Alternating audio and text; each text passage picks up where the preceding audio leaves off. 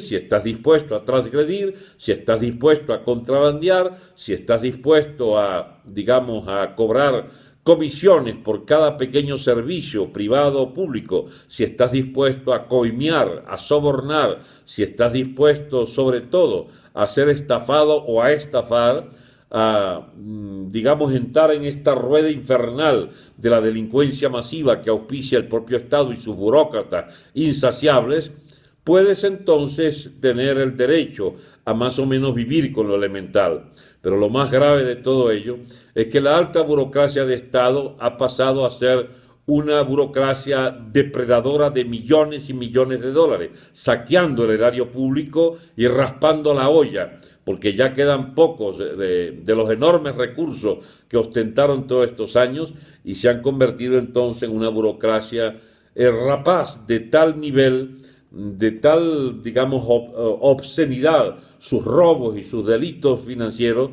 que ya pareciera fin de mundo, fin de, digamos, de este curso irremediable hacia el abismo económico y social en este estado delincuente conformado por estas hordas asesinas, estas hordas de ladrones que han asolado el suelo patrio y convertido a Venezuela en un guiñapo de república, en una piltrafa de república. Bien, amigos, en medio de este cuadro sombrío, ¿cuál es la esperanza? ¿Qué podemos hacer? ¿Para dónde vamos? No nos queda otro remedio que interrumpir este festín, el festín de delincuencia masiva, el festín de la delincuencia animalizada que azota nuestros barrios, que azota nuestras urbanizaciones, nuestras calles, haciéndonos un país que debe acostarse a las 8 de la noche o recluirse en sus hogares, vivir tras la reja, porque la delincuencia animalizada cobra decenas y decenas de vidas por día, convirtiéndonos en el país de mayor delincuencia en el continente y uno de los de mayor peligrosidad y inseguridad en el mundo entero.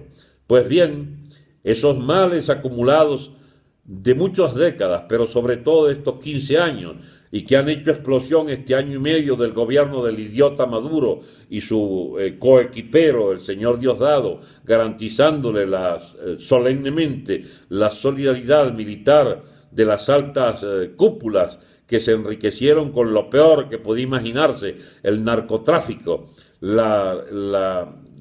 robo masivo, puro y simple, de recursos del Estado puestos a manejar por ellos en algunas de esas misiones, desde aquel plan Bolívar 2000 hasta hoy, lleno de malandros, esas cúpulas de las Fuerzas Armadas, mientras tanto se han corrompido a la población y hecho transgredir toda norma de convivencia. Esa república feneciente, esa república agónica del chavismo moribundo, sobre todo después de la muerte de su caudillo, ¿cómo sustituirlo? No hay otra. Dada la complicidad de la MUD, de esa estafa organizada que significa la oposición nuestra, pero pactando con el régimen, dialogando con ellos para dar sobrevida artificial a este gobierno que no termina nunca, dada ese auxilio importante que le ha venido desde nuestras propias filas, aceptando su fraude, convirtiéndose en socios incluso de la corrupción en algunos sectores. Esa organización opositora llena de cuentadantes en sus dirigentes, es decir, alcaldes, gobernadores, etcétera, que pugnan por ponerle la mano a algunas migajas que reparte el gobierno para mantenerlos contentos. Una vez que ha fracasado toda oposición viable política a este régimen por la vía electoral e institucional, no queda otra que echarlos del poder. ¿Cómo echarlos? Bien, intentamos una insurrección que fue vendida por la oposición oficial, una insurrección que se hacía masiva, con miles y miles de manifestantes en las calles, decenas de miles, incluso hasta obligados a manifestar ellos mismos, esos dirigentes, al lado de esas grandes masas que llenaron las calles. Pero era insuficiente. La insurrección apareció entonces como una forma de lucha especial que llenó las ciudades de barricadas y de guarimbas. Fracasamos, es cierto, porque la oposición nos hizo fracasar, la oposición oficial, la MUD, nos vendió al gobierno por esta especie de manía de corresponderle a los favores del gobierno, de dejarlos existir, y ellos entonces se ocupan de hacer viable todavía en su agonía este régimen de oprobio. Ha terminado también esa etapa. Vamos quizás a una lucha que tendrá formas violentas en muchas de sus manifestaciones. No es lo deseable, no lo queremos, pero la tosudez del gobierno que se niega en arrinconar las propuestas y reprimirlas no dará otra posibilidad que experimentar formas de autodefensa que ya se han visto en muchas de las movilizaciones populares que terminan cayéndose a tortazos con la Guardia Nacional e incluso en balaceras. Pues bien, mis amigos, aún así, ¿qué es lo que propiciamos?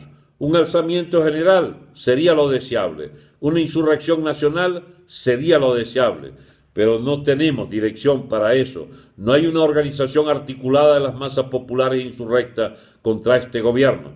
Por eso se hace más que nunca necesario la presencia del factor militar para que ayude a la insurrección popular que ha sido vendida, disminuida o arrinconada por los genocidas del régimen y sus compinches de la MUD.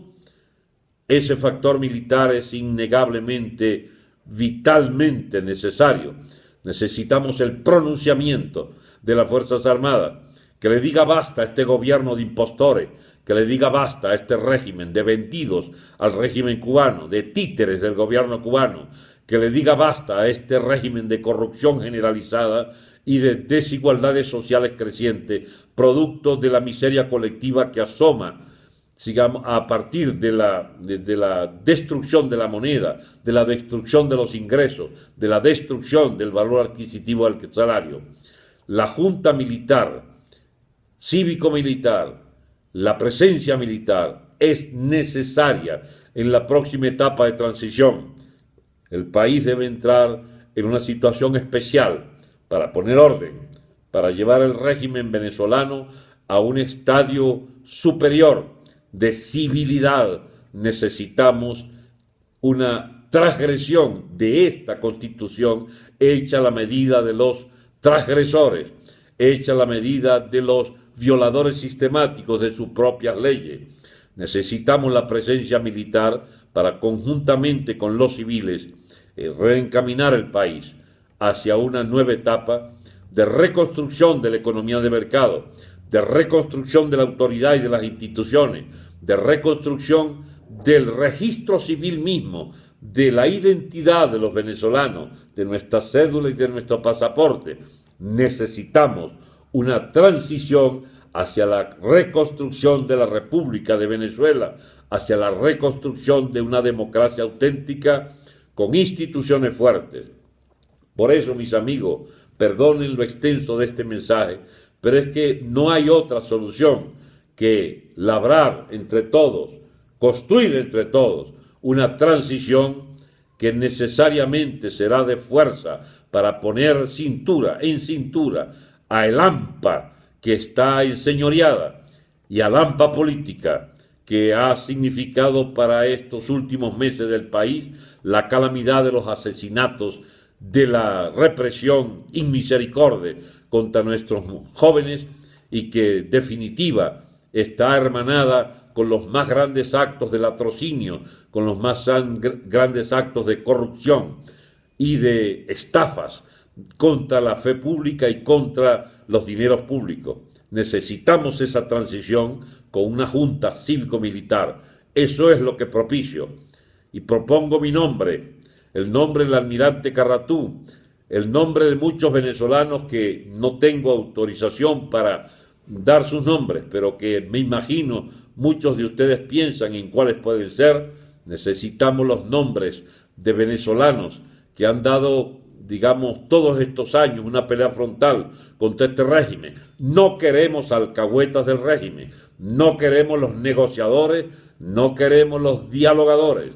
El país necesita una profunda revisión de todo su sistema político y lo podremos hacer quienes estemos comprometidos, no en denigrar a los militares como esos candidaticos de pacotilla que hacen su agosto también, denostando de las Fuerzas Armadas, necesitamos los militares y quienes lo decimos, asumimos que existe un gran sector de nuestras Fuerzas Armadas capaz de reconstruir el país con nosotros, venezolanos, ganados a la idea de que no puede seguir este desorden, esta rochela, que debemos poner orden en las instituciones, que debemos volver a ser la República de Venezuela, una república democrática con instituciones sólidas.